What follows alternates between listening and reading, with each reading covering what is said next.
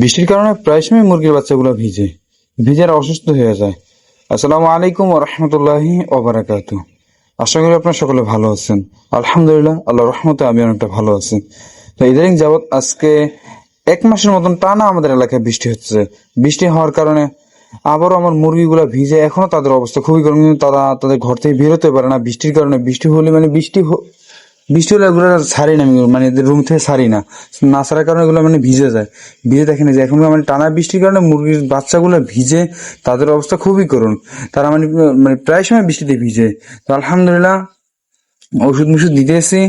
দেখেন, আপনাদের কাছে আমি একটু পরামর্শ চাচ্ছি। আমার অল্প পুঁজিতে মুরগি হাঁসের ব্যবসাটা করলে মানে কিভাবে করলে আমি লাভবান হতে পারবো, আপনারা দয়া করে আমাকে একটু পরামর্শ দেবেন।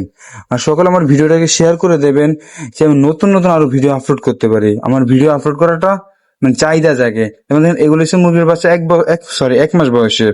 আর এটা হচ্ছে আমাদের এলাকার পাশে, মানে শুক্রবার, মানে মূলত ভিডিওটা হচ্ছে শুক্রবারে নামাজ পড়ার পরে আমি দোকানের কাছে বসছি, দিই ভাই প্রচুর পরিমাণে বৃষ্টি হতো। বৃষ্টি হওয়ার পর তারপর আমার এক চাচাতো ভাইকে নিয়ে আমি রাস্তা কিনে আস্তে আস্তে হাইটে আমাদের এলাকায় চলে আসলাম।